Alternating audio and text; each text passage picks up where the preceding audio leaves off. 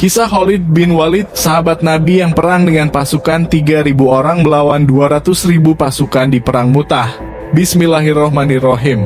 Pertempuran yang sangat dramatis yang pernah terjadi adalah saat pertempuran Mu'tah, di mana kaum muslimin yang berjumlah 3.000 pasukan harus menghadapi 200.000 pasukan gabungan Romawi dan suku Ghassan.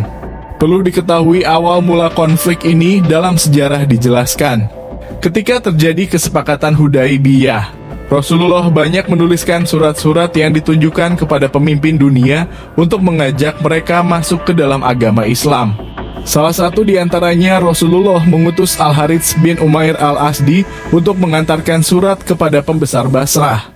Namun di tengah perjalanan Syurahbil bin Amir Al-Ghasani menjelaskan bahwa ada utusan Nabi, lalu ia membawanya kepada Kaisar di Syam hingga membunuh utusan Rasulullah SAW itu.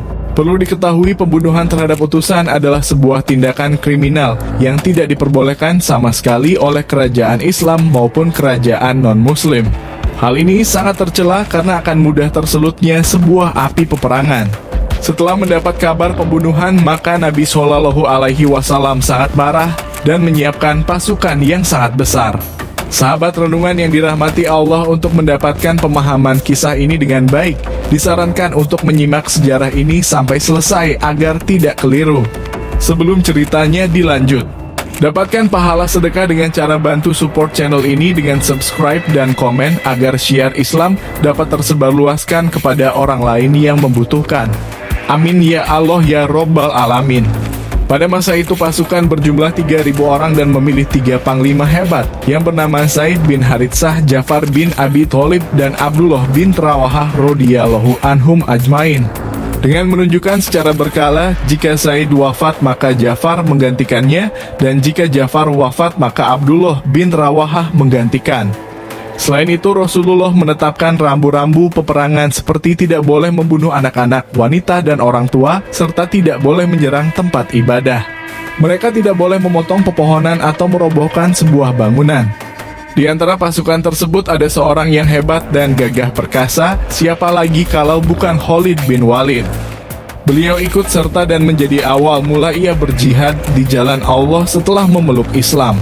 Maka berangkatlah pasukan muslimin dengan penuh ketakwaan dan mental yang berapi-api. Di sisi lain pasukan Ghassan yang berjumlah 100.000 pasukan telah siap untuk melumat kekuatan muslimin.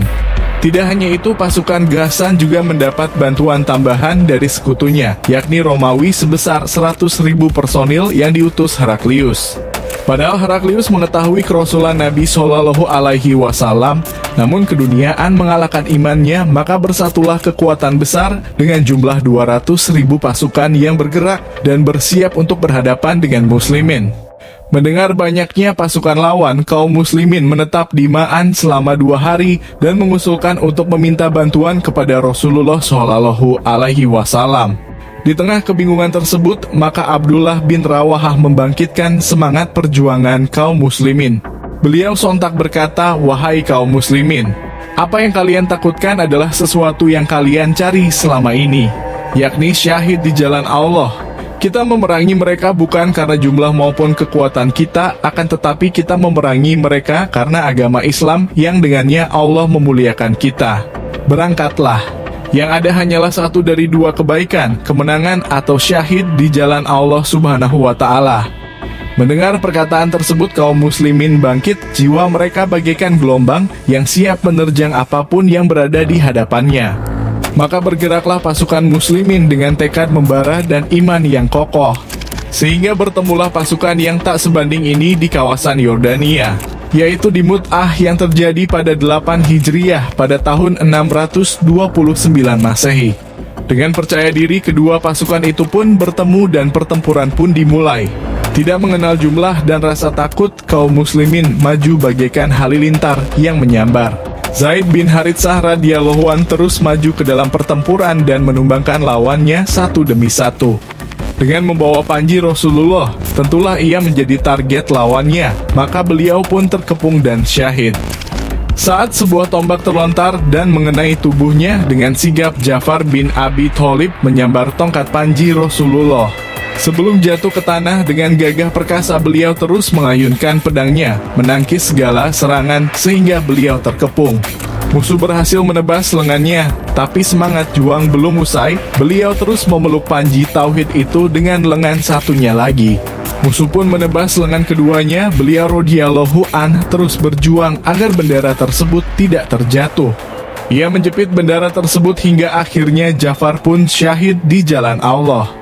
Melihat hal tersebut, Abdullah bin Rawahah maju ke medan laga dengan keadaan ragu-ragu sambil menggenggam bendera di tangannya. Beliau pun bersyair demi memecahkan keraguannya. Aku bersumpah, wahai jiwa, turunlah dengan cara terpaksa atau taat. Biarkan manusia berteriak dan menghina, sedangkan aku tidak melihatmu enggan masuk surga. Abdullah bin Rawahah dengan tekad baja mulai maju menyerang. Seperti biasa dalam satu peperangan, yang menjadi target utama ialah sang pemegang panji.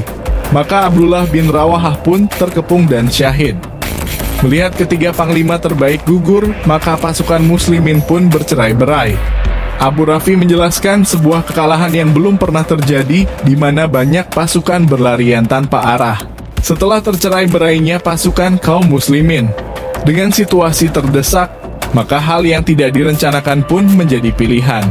Ketika salah seorang sahabat mulia bernama Tsabit bin Arqam radhiyallahu anhu berlari ke tengah-tengah musuh, berjuang untuk mengambil bendera yang sudah terjatuh seraya berkata, "Wahai muslimin, angkatlah bendera ini." Namun tidak ada yang mampu. Dengan inisiatif dan penuh pertimbangan demi bersatunya kembali kekuatan yang bercerai-berai, maka beliau pun melihat seseorang yang diyakini pantas menerima dan membalikan keadaan tersebut. Terlintaslah pandangan kepada sahabat mulia, dan beliau pun menyerahkan panji suci kepada Khalid bin Walid radhiyallahu anhu. Beliau berkata, "Wahai Khalid, pimpinlah kami." Khalid menjawab, "Bukankah engkau lebih dulu masuk Islam daripada aku?"